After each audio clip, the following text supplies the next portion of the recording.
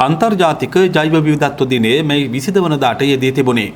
ඊට සමගාමීව අනුරාධපුර නාගරික සමනල උයන විවෘත කිරීම පසුගියදා සිදු කළා. ඒ පරිසර අමාත්‍යාංශයේ අතිරේක ලේකම් RDS රණතුංග, උතුරුමැද පළාත් ප්‍රධාන ලේකම් රංජන ජයසිංහ මහතා, නාගරික කොමසාරිස් නිශාන්ත රෝයි ඇතුළු පිරිසකගේ ප්‍රධානත්වයෙන් ජෛව විවිධත්ව දිනයේ සැමරීම නිමිත්තෙන් විවෘත කළ මෙම උයන ලංකාවේ දැනට පවතින විශාලතම නාගරික සමනල උයනයි. පොදු ජනතාව වෙනුවෙන් ප්‍රථම වරට මෙවැන්නක් ආරම්භ කර තිබේ. පරිසර පද්ධතියක අතිපොහොසත් බව මනින දර්ශකයක් වශයෙන් සමනලුන් හඳුනාගත හැකියි. පර්යේෂණ ස්ථානයක්, මානසික සුවතාව ඇතිකරන ස්ථානයක්, කුඩා ළමුන් සඳහා විනෝද උයනක් වශයෙන් නාගරික බවින් මිදී ගත කිරීමට මෙම සමනල් උද්‍යානය හොඳ තෝතැන්නක් බව පරිසරවේදී සමනල් උද්‍යාන ව්‍යාපෘති උපදේශක රාජික ගමගේ මහතා සඳහන් කළා. ශාක වර්ග 60කට වැඩි සංඛ්‍යාවක් රෝපණය කර ඇති බවත්, මේවා සමනලුන්ට හිතකර ශාක බවත් මෙහිදී කරුණු පැහැදිලි කරමින් අනාවරණ කළා. සමනලුන්ගේ සියලු විස්තර සහිත තොරතුරු මධ්‍යස්ථානයක් මෙවන විටත් උද්‍යානය තුළ ඉදිවෙමින් පවතී. අනුරාධපුර බැංකු ප්‍රදේශයේ සිට පළාත් සභා වටරවුම පසු කරමින් ඉදිරියට ගිය පසුව හමුවන මාර්ගයෙන් වමට හැරී හෝටල් ප්‍රදේශ මාර්ගයේ මීටර 200ක් පමණ ගිය තැන මෙම උද්‍යානය හමුවේ. සමනලුන් සේම බත්කූරන් සඳහාද මෙහි ඉඩ වෙන් කර තිබීම විශේෂත්වයක්. එසේම ලංකාවේ කුඩාම සමනලයාත් මෙම භූමියේ වාසය කරයි. මනසට සැහැල්ලුවක්, සංචාරක ශේෂ්ත්‍රයට රූකුලක් වන මෙවැනි උද්‍යාන අනුරාධපුරයට ඉමහත් සම්පතක්. මෙහි ඉඩ වෙන් කර දෙමින් භාරකාරීත්වයේ සිටින අනුරාධපුර නගර සභාවේ නාගරික කොමසාරිස් නිශාන්ත රෝයි මහතා හට සමරු තිලනයක් ලබා දීමද මෙහිදී සිදු කෙරුණා.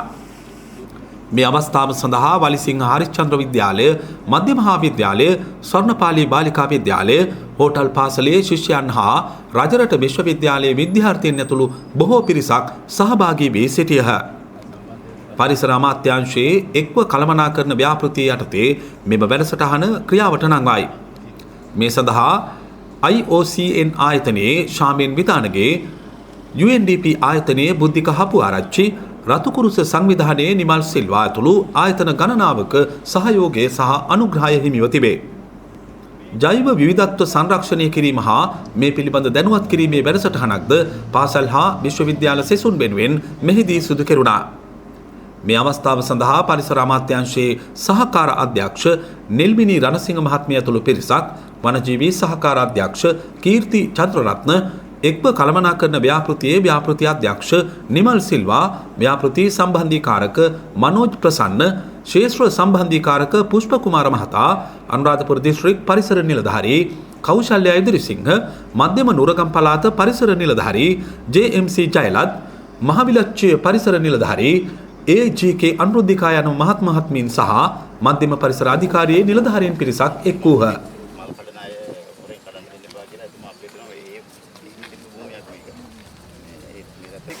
වර්ණවත් වෙන්න ඕන ඉන්න උයන මේකෙන් සීනියර්ස් මල්ලිකෙත් මේක තමයි ගොඩක් සමනලකමද ඉන්නේ සම්බන්ධයක් කියන ටිකක් තමයි අපි